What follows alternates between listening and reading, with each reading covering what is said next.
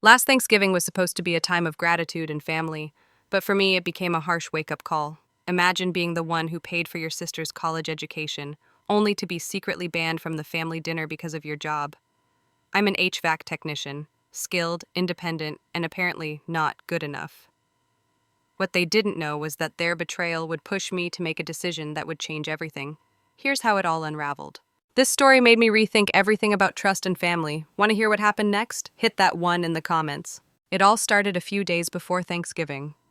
I had just wrapped up a long day at my HVAC shop in Seattle, the neon sign buzzing behind me as I locked the doors. The cold air bit at my face, but I felt warm knowing I'd finally taken a few days off. I had scheduled jobs ahead of time, arranged holiday bonuses for my crew, and even picked out a bottle of wine to bring to dinner. For once, I was ready to just relax and enjoy time with my family. That peace lasted about 10 minutes. My phone rang as I slid into my truck. It was my mother. Normally, she'd call to argue about which pie I should bring, pecan or pumpkin, but the tone in her voice this time felt off. Honey, she started, hesitant. I wanted to talk to you about Thanksgiving. That sentence alone made my stomach drop. She continued, stumbling over her words. We think it would be best if you skip dinner this year. Serafina's boyfriend is bringing his parents, and we're trying to keep things a little more formal. I almost laughed. Formal? My chest tightened as I tried to stay calm. I am family, Mom. Of course you are, sweetheart, she said quickly, her voice thick with insincerity. It's just, well, you know how these professional families can be. It's important for Serafina to make a good impression. And just like that, it was clear I was the embarrassment. Because I didn't wear a suit and tie, because I worked with my hands, because I was just an AC tech. I wanted to believe it was a misunderstanding, but deep down I knew better.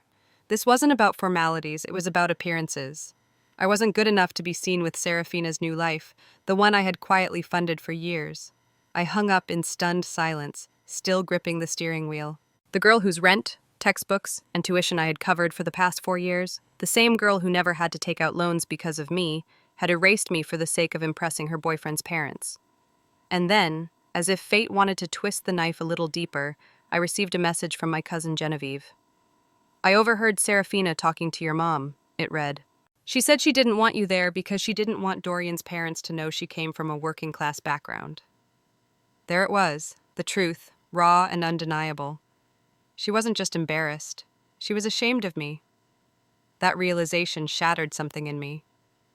And from that moment on, I knew this Thanksgiving wasn't going to be like any other. It was the beginning of the end. She wasn't just embarrassed. She was ashamed of me.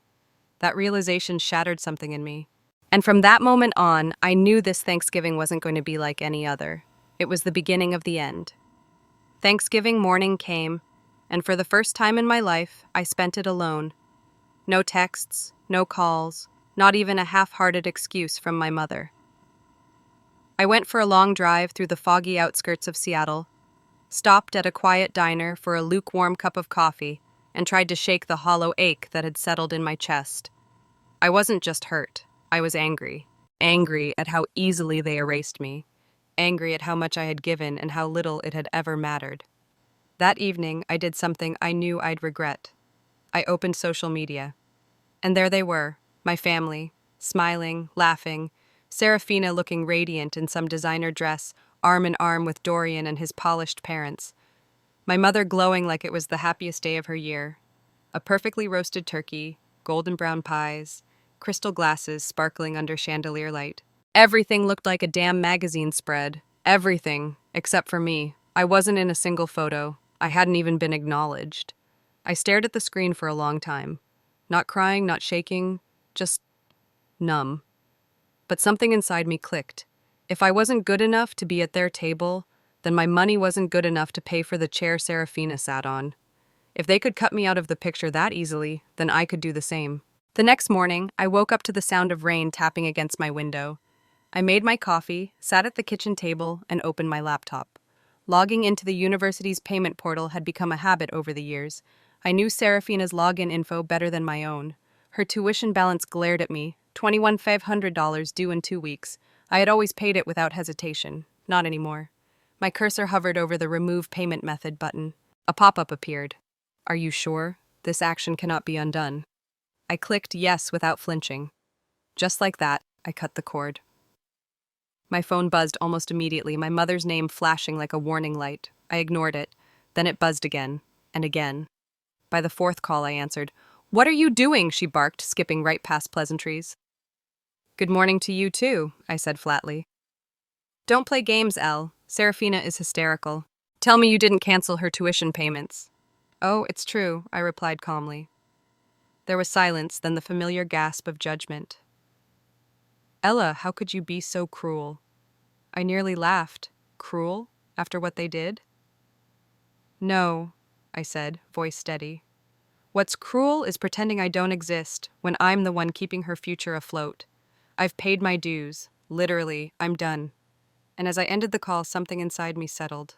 Not guilt, not regret, relief.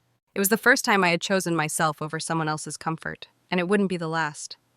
I thought that cutting off the tuition payments would be the final chapter in this family drama, a clean break, a justified boundary. But I underestimated just how quickly people show their true colors when the benefits stop flowing. Within 24 hours, the storm began. The first call came from Serafina. I didn't pick up. Then came a barrage of texts. Angry, panicked, desperate. "Elle, what the hell? My tuition just bounced. Fix this." "I can't enroll for next semester. You can't just do this to me." No apologies. No acknowledgement of what she had done.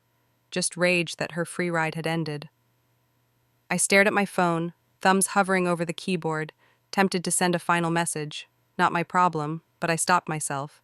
Serafina didn't need a reply. What she needed was to sit in the consequences of her own actions. When I didn't answer, she did what she always did. Turned to someone else. This time Dorian. She showed up at his apartment in tears, unraveling the carefully polished image she had built. But when she confessed that I had been the one paying her tuition all along, not our parents, not scholarships, Dorian didn't take it well. In fact, it shook the foundation of their entire relationship. He was stunned, then furious. "You let me believe your parents were supporting you?" he asked, voice sharp. Serafina stumbled through an explanation, trying to frame it as a harmless omission. "I didn't want you to think I was some kind of charity case," she said. But Dorian wasn't having it. "You weren't a charity case. You were using your sister like an ATM while pretending she didn't exist. And now you're dragging her through the mud because she finally stopped." That night, he broke up with her. Meanwhile, back in my world, the judgment came swiftly. Calls from my parents, from aunts and uncles I hadn't spoken to in months. Even distant cousins who didn't know the full story chimed in. "How could you do this to your own blood? She's your sister, Elle. You're ruining her life. She's worked so hard. Don't throw it all away." But where were they when I was being excluded from Thanksgiving? Where were they when I was paying Serafina's tuition with overtime shifts and missed vacations? Not one of them had defended me. Not one had said, "That's not right." I had gone from being the family's silent savior to its villain overnight. Not because I hurt anyone, but because I stopped letting myself be used. Every call, every guilt-laced voicemail made it clearer. To them, my value was directly tied to what I could give. Not anymore. I didn't owe them an explanation. I didn't owe Serafina another cent. And as I watched them scramble to fix a mess they had all helped create, I realized something freeing. They weren't angry because I was wrong. They were angry because, for the first time, I was right, and I didn't back down. But Serafina wasn't done. When guilt didn't work, she shifted into full-blown retaliation. I began to feel it in subtle ways. Clients hesitating on the phone, friends from childhood growing oddly distant, even whispers in the grocery store from people who barely knew me. At first, I brushed it off, thinking I was imagining it. Then I opened social media. Serafina had been busy. Her posts were carefully crafted, not outright lies, but manipulative half-truths. "Some people love money more than family," she wrote over a moody black and white selfie. Another one read, "It's sad when the people who raised you turn their backs just because you're not who they want you to be." The comments were full of sympathy. "You don't deserve this. You're one of the kindest people I know. Some people just don't understand loyalty." And the worst part? Familiar names filled the list. Family, friends, people I had helped. That night my phone started ringing again. Mom, then Dad, then my Aunt Delilah. Each call the same. "You need to fix this." And be the bigger person. "Don't ruin your sister's life over one misunderstanding." One misunderstanding. She had disinvited me from my own family's holiday dinner, lied about me, used me for years, and was now publicly painting herself as the victim. And still, they expected me to fix it. I ignored every call. But Serafina, she didn't stop there. A few days later, she crossed a line.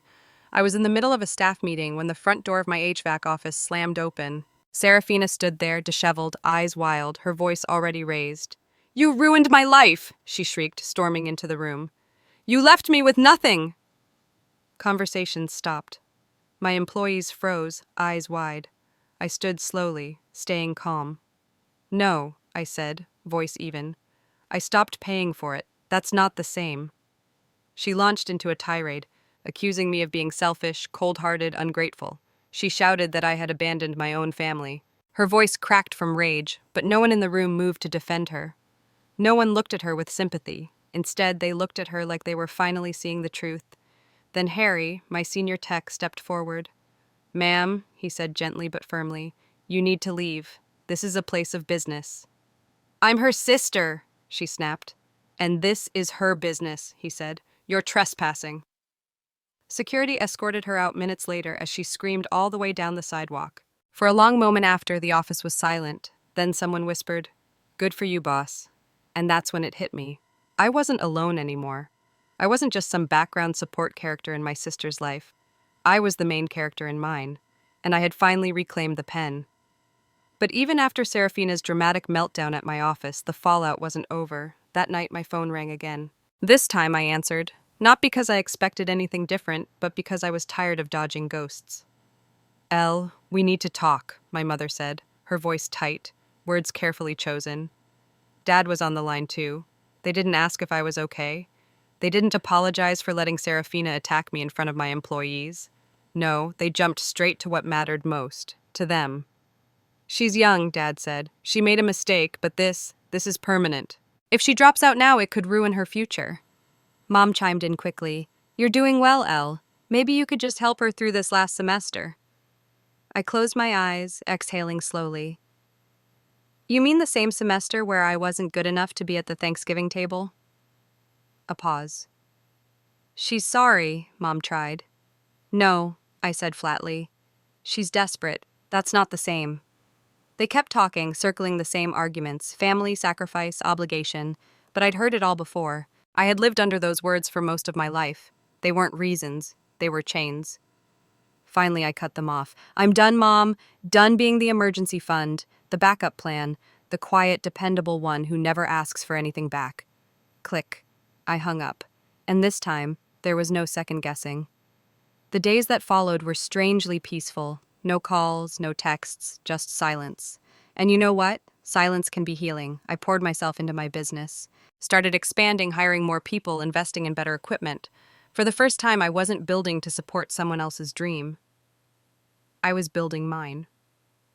Then, a week before Christmas, Genevieve, my cousin who had warned me about the Thanksgiving setup, called. "She moved back home," she said. "Dropped out. Says it's temporary, but, well, you know Serafina." I did. "And your parents?" I asked. "They're struggling, financially, but they'd never admit you were right." "They're still blaming you." Of course they were. Genevieve hesitated. "I just wanted you to know. I think you did the right thing. Honestly, I wish I had your courage." That hit me harder than I expected.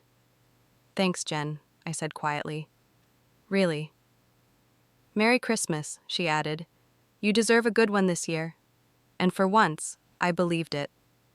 The day before Christmas Eve, I sat in my office reviewing plans for a second location. Business was booming. I had clients waiting weeks in advance. My team was thriving. No one cared what I wore or that I didn't sit behind a corporate desk. They cared that I showed up, that I delivered, that I built something real. That night, my phone buzzed with a new message. "Merry Christmas. We miss you. Let's talk." Mom. I stared at it for a long time. A year ago, I would have replied in a heartbeat. I would have hoped, begged, believed. But now? I simply deleted the message. Because choosing myself wasn't selfish. It was survival. And it was long overdue.